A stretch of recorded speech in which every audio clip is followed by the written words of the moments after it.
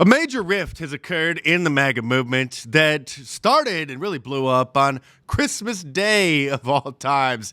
Now, I've been kind of unplugged over the holiday and wasn't planning on doing any new current event videos until the new year.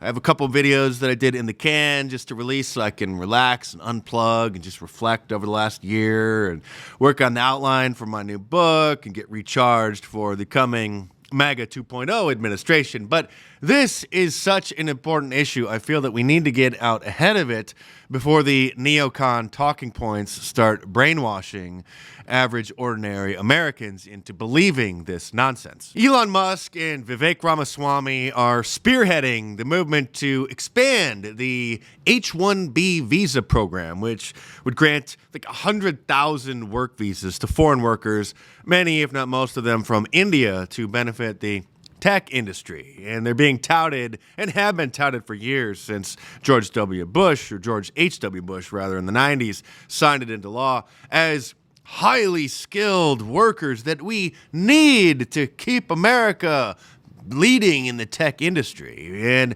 in order to silence criticism of this loophole of importing what are really just mostly average, ordinary workers to replace American citizens because the foreigners will accept double the working hours for lower pay, Elon Musk is censoring critics of the plan and even suspending them and removing their verification badge, and in the case of Laura Loomer, canceling her ability to have paid subscribers so that she can no longer earn revenue through Twitter through paid memberships. Vivek posted this rather long and lengthy critique of American culture, bragging that the Indians, his people back home, are better than native-born Americans because our culture has venerated mediocrity over excellence for far too long, he says, at least since the 90s, and likely longer, saying that a culture that celebrates the prom queen over the math Olympian champ or the jock over the valedictorian will not produce the best engineers. He then starts trashing American pop culture, saying that a culture that venerates Corey from Boy Meets World or Zach and Slater over Screech in Saved by the Bell or Stefan over Steve Urkel in Family Matters will not produce the best engineers. Somebody better refresh Vivek's memory, because there was a famous episode when the kids took the SATs in Saved by the Bell, and it turns out that Zach Morris was actually the genius, scoring 1502 when Screech scored just 1,220. This meme perfectly illustrates what's happening. The best and the brightest, that's what they're calling these 100,000 Indians coming into work in Silicon Valley every year.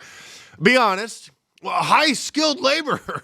Be honest, cheap labor. Thank you. Maybe we should start taking a closer look into how Vivek actually made his hundreds of millions of dollars. Perhaps there is some truth to him pumping and dumping a bogus Alzheimer's drug and then cashing out the stock or doing a rug pull before the stock crashed when the test results came back and it was no good. These are the highly skilled laborers that Elon Musk and Vivek want to come and work in Silicon Valley, but it's not just Silicon Valley. I mean, maybe we could tolerate a few dozen H-1B visas, a few extremely intelligent specialists in their field, but we certainly don't need thousands of them. We certainly don't need 100,000 of them every single year. And when the neocons claim that these are highly skilled workers that America needs in order to remain competitive in the global economy, all you have to do is actually look at who the vast majority of these H-1B workers are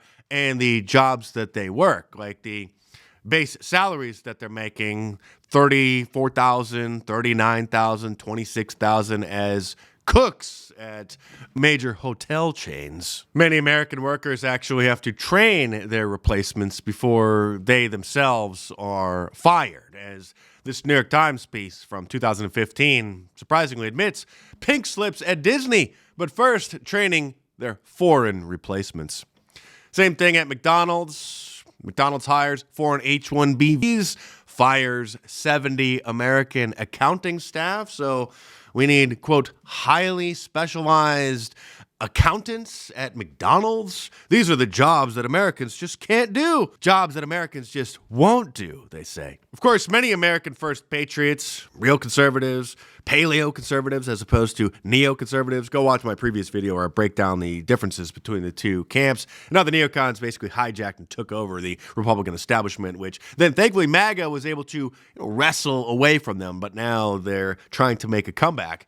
People like Michelle Malkin, who for decades now has been publishing books warning about this, and she posted this on Twitter saying that back in 2002 she published a book titled Invasion, noting that we better do something about illegal immigration before it's too late.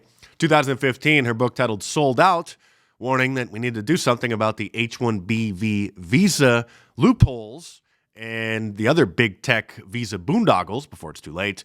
Then in 2019, her book Open Borders, Inc., about how big tech and the Republican establishment are basically not any different than the Democrats when it comes to open borders and illegal immigration. Of course, Tucker Carlson, being an American first patriot, warned about the H-1B legal immigration loophole back when he was on Fox News before being fired in order to try to silence him. The rideshare company Uber has fired more than 1,000 workers since July, mostly Americans.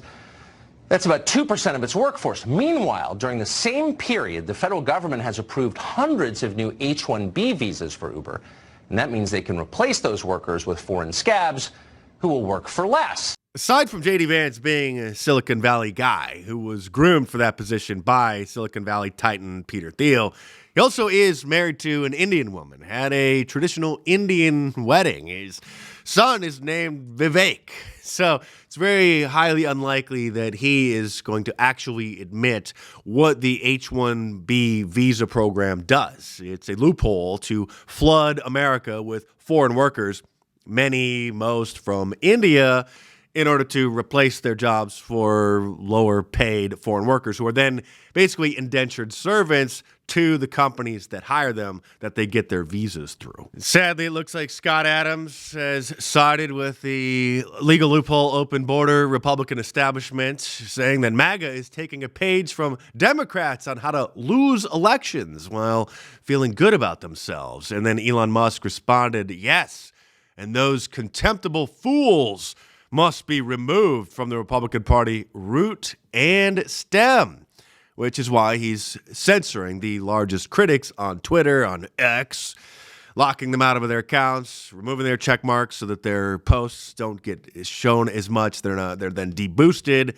And in the case of Laura Loomer, just completely demonetizing her account, canceling her ability to receive paid subscriptions. Other Republicans are completely clueless or just playing dumb, like whoever this guy is who posted that Vivek is now getting attacked by the fringe of MAGA, who are racist and anti-legal immigration of skilled workers. They're all just skilled workers, which is why most of them are being paid $30,000 a year and then just replacing average, ordinary Americans. He will handle it with class, and the majority of MAGA will rally around him. Or do I have this wrong? Oh, yes, sir, you definitely do. It's time we take the gloves off now that we won the election. In fact, we must take them off and go after the rhinos, the neocons, and the America Last Republicans in the Republican establishment who just don't get it. It's time we put a gigantic no vacancy sign outside of the borders. No vacancy for illegal aliens.